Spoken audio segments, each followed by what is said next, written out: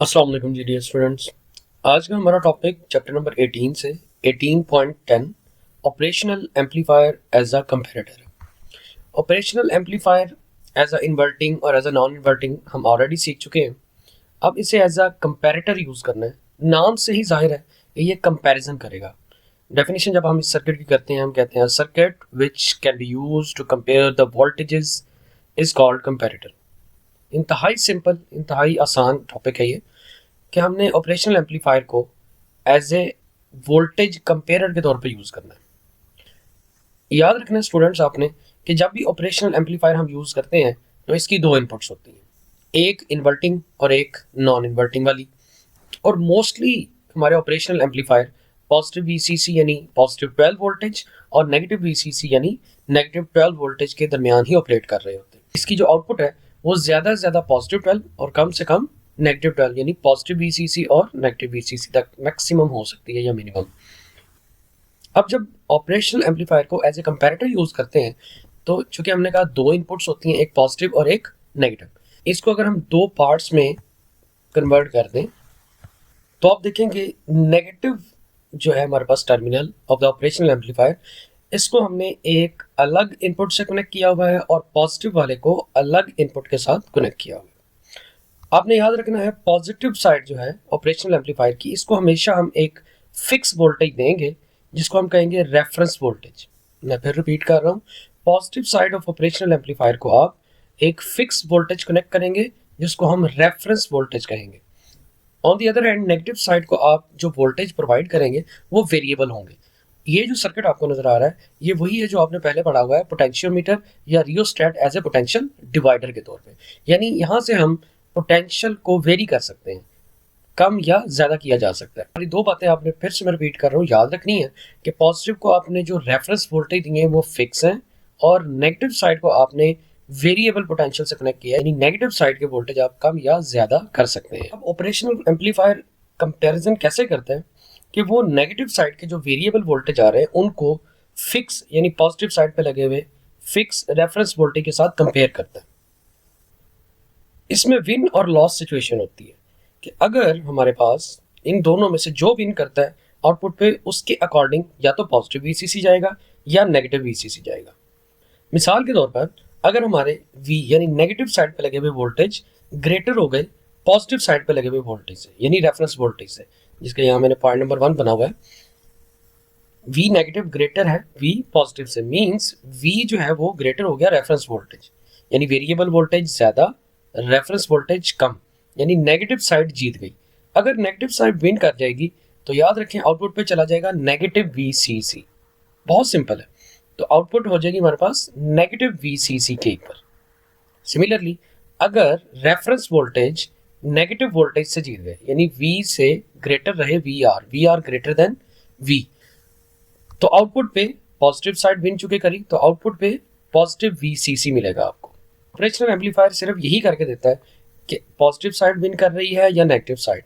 अगर फिक्स यानी reference voltage जीत जाएंगे तो आउटपुट पे पॉजिटिव VCC जाएगा, और अगर नेगेटिव साइड जीत गई यानी नेगेटिव वोल्टेज विन कर गए, ज़्यादा हो गए, तो फिर नेगेटिव VCC आउटपुट पे चला जाएगा।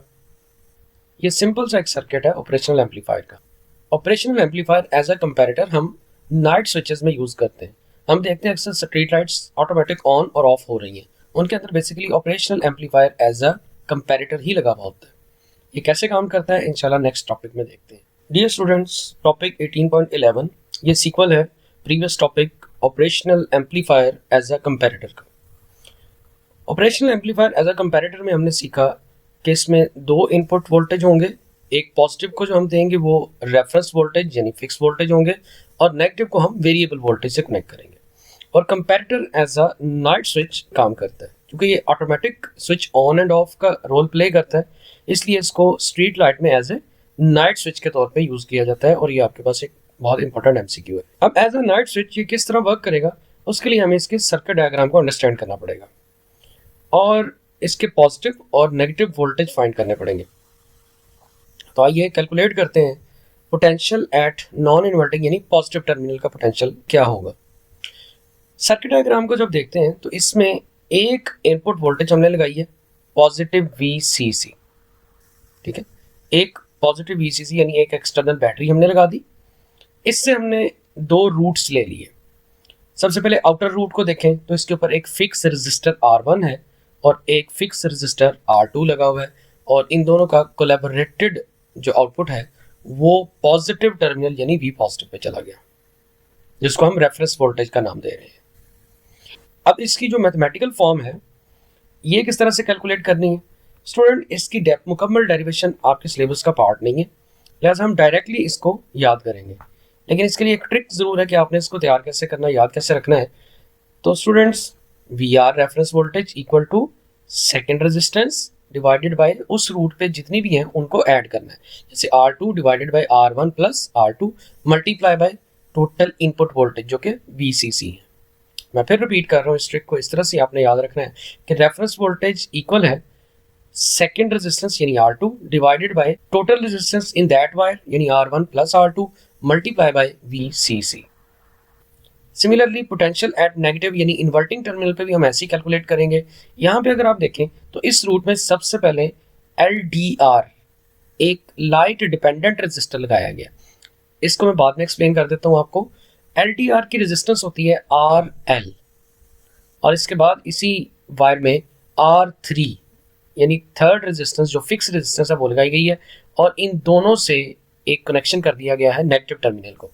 अब यहाँ के जो वोल्टेज हैं उनको V प्राइम या V डैश का नाम दिया जा रहा है, और अगेन उसी ट्रिक से आप इसके भी मैथमेटिकल फॉर्म को निकालेंगे कि second resistance divided by total resistances या sum of resistances on that route that wire. तो सेकेंड वाली क्या है जी, R3 divided by first RL plus second R3 multiply by VCC। मैं फिर रिपीट कर देता हूँ जी, V prime is equal second resistance यानी R3 divided by total resistance in that wire यानी RL plus R3 multiply by VCC। चूंकि इसकी डेरिवेशन आपके सिलेबस का पार्ट नहीं है, इसलिए आप इसको डायरेक्टली याद कर लीजिएगा।